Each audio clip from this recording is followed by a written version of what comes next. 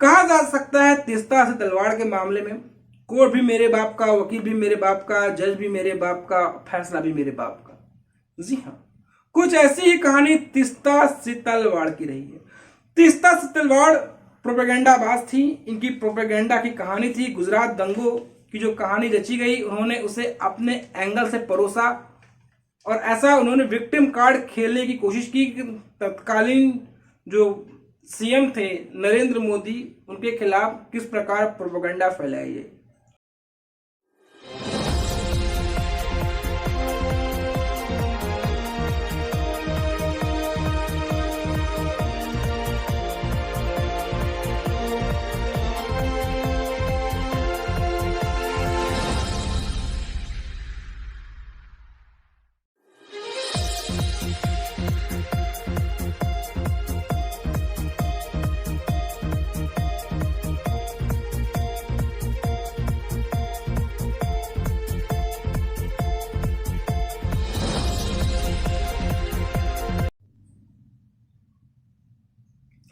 नमस्कार, जय सिया राम, वंदे मातरम, हर हर महादेव। कैसे हैं आप?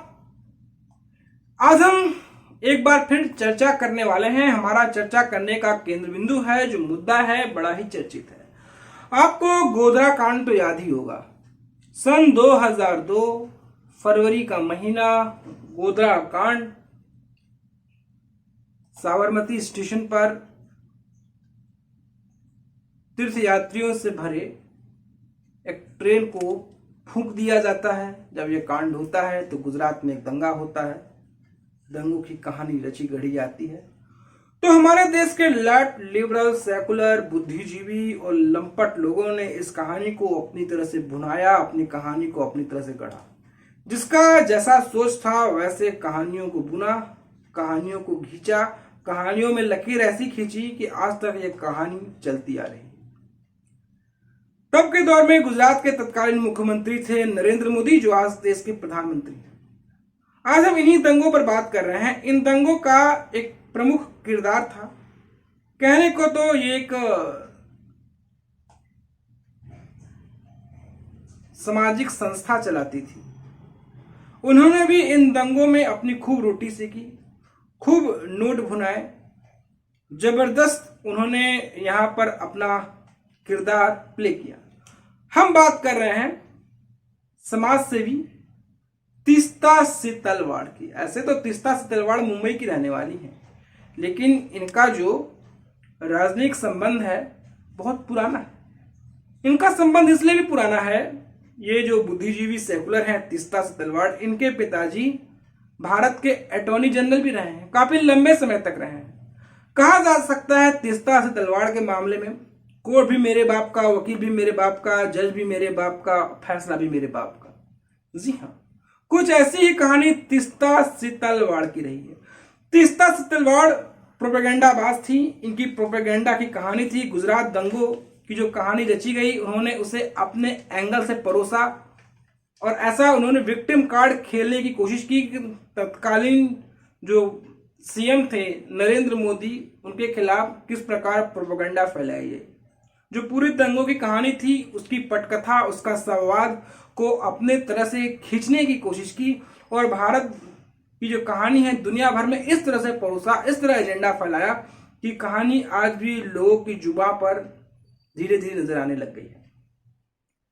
अब यही तीस्ता से तलवाड़ मुश्किलों में फंसती नजर आ रही है।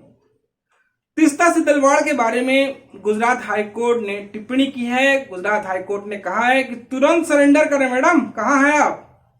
आपको तुरंत सरेंडर करना चाहिए। और जो गुजरात हाईकोर्ट है,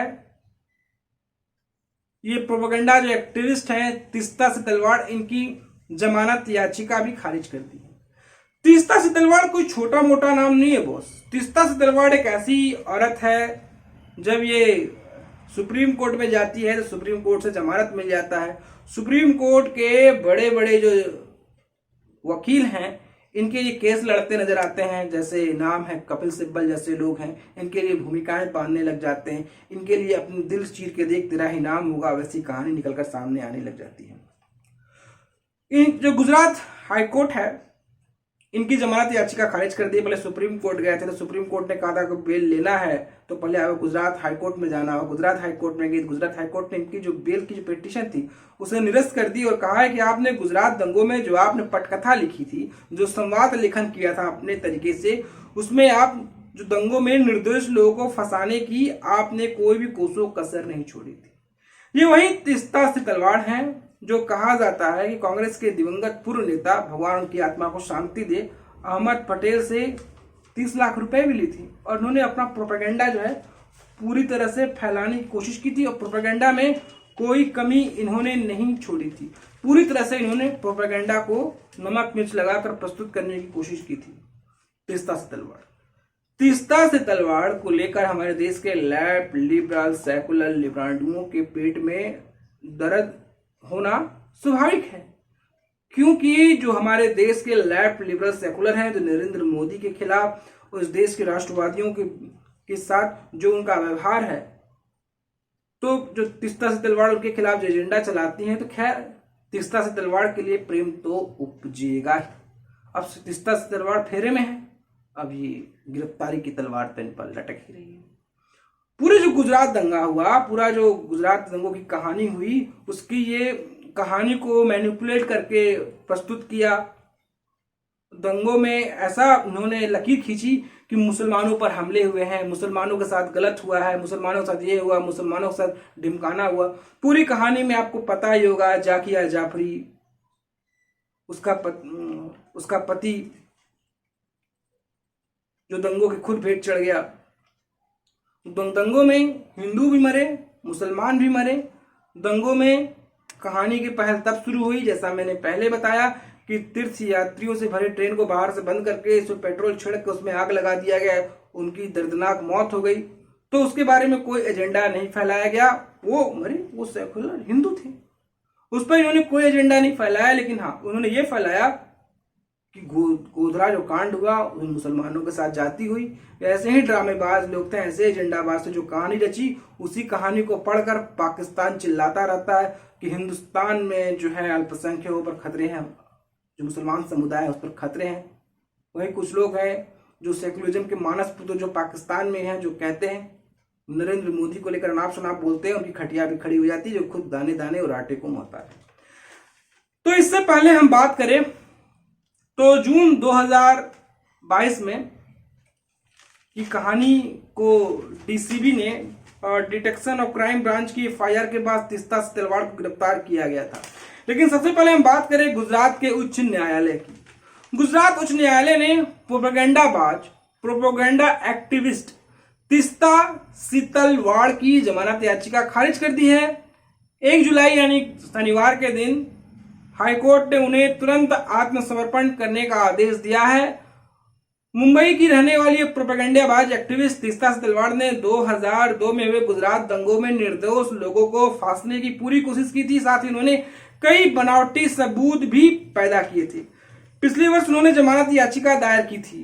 अब इस आदेश के बाद उनका गिरफ्तार होना तय माना जा रहा है। सितंबर 2022 में सुप्रीम कोर्ट ने तीस्ता से तलवार की गिरफ्तारी को अंतरिम राहत प्रदान की थी, जिसके बाद उन्हें न्यायिक हिरासत से रिहा कर दिया गया था।